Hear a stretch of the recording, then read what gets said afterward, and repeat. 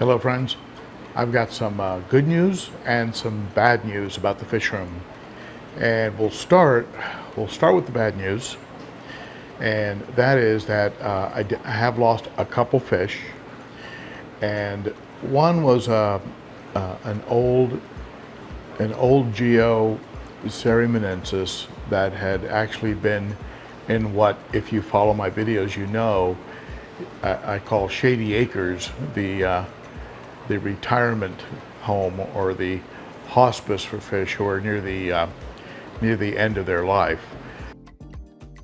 You could actually catch a glimpse of him already starting to expire. I mean, he'd been on a sort of a slow decline, hanging out near the bottom, not really active, eating some up until about a few days ago, and then he started struggling a little bit, gasping a little bit, and I knew it was at the end. He was an older fish.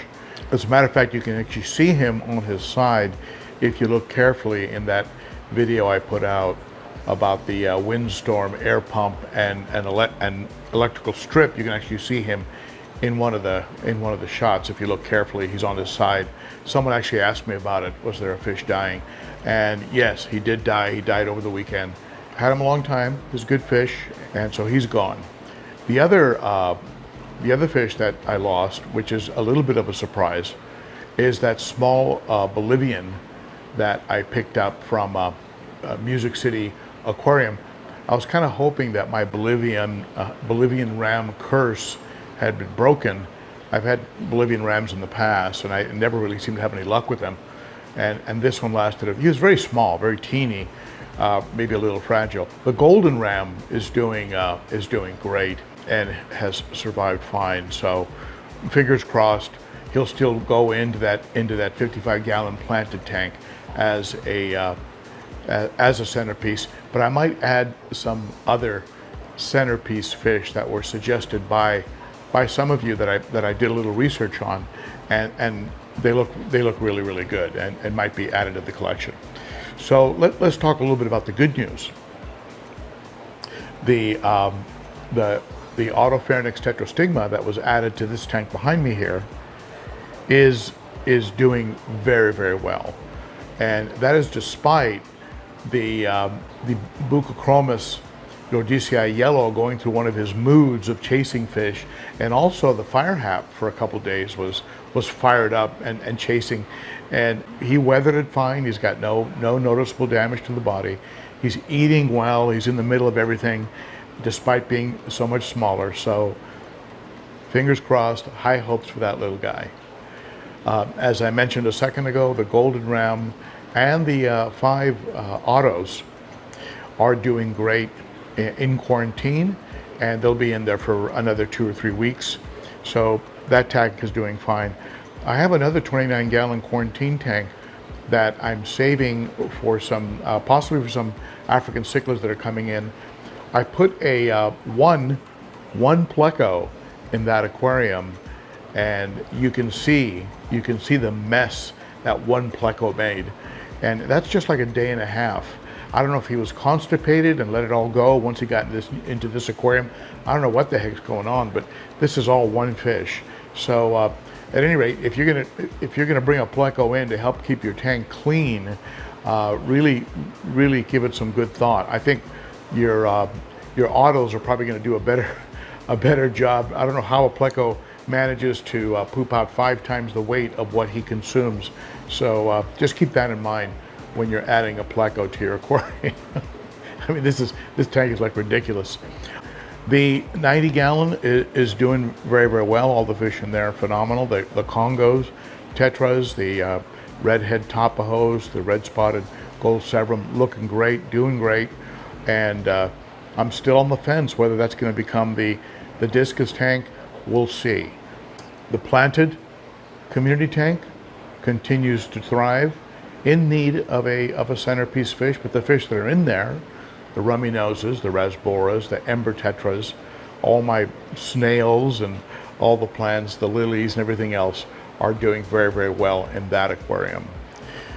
My discus are thriving. They're doing great. The plants are looking good. The plants look like they've turned the corner on the black algae.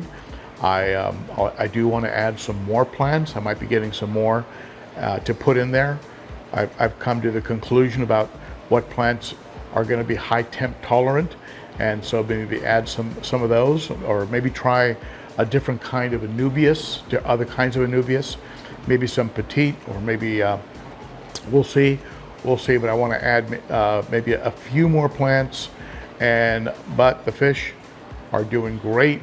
I added a second air stone to that aquarium, and that can't hurt when you're running temperatures between 82 and 84 degrees.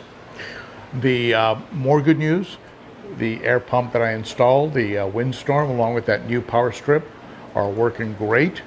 We actually had a power outage though today, but I have an uninterrupted power supply, and I hooked that up to the power strip, and it just ran everything fine. So everything just kept running business as usual. So that was good. I am asking Haiger to see if they have something like the windstorm, the big air pump, but with a built-in lithium battery. That would be best of all worlds, because then I could run all the tanks and then not have to worry about a power outage. All the other tanks have lithium. There's two air stones in this, one air stone in the 90. There's I think the 55 planted. With such small fish, I'm not that worried about that one, but there's two air stones with a lithium battery backup in the discus tank and the 210 gallon.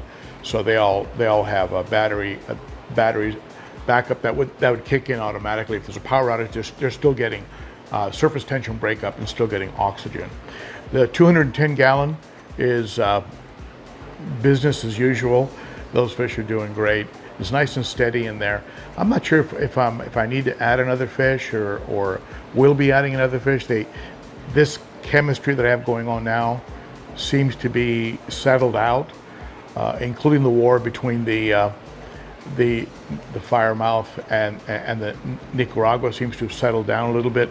The Jack Dempsey was getting into it a little bit with the Firemouth, but it's all kind of calmed down. So I'm happy with how that's going. At any rate, just thought I'd give you a fish room update, the good and the bad. There's a heck of a lot more good than bad going on, and I thank you for tuning in. If you like the channel, give it a thumbs up, subscribe, hit the bell. I think we're like this far away from 60,000 subscribers, and that's going to be very, very cool when we get there. So there you go. Maybe I'll see you on Saturday at 11 a.m. Central. That's noon Eastern, 9 a.m. Pacific for the Cichlids and Coffee live stream. If you'd like to support the channel on a steady basis, that's very convenient. Consider becoming a Patreon. Starts for as little as $3 a month. Details are under the video. Thank you for tuning in, my friends. And to subscribe, just go ahead and hit me on the mug right here. Maybe you'll be the 60,000, number 60,000. And if you'd like to watch my best tips on taking care of an aquarium, check out this playlist up here. How about some videos on water changes, my water change tips? Those are in this playlist down here. All right. Thank you so much, my friends. I'll talk to you again soon. Bye-bye.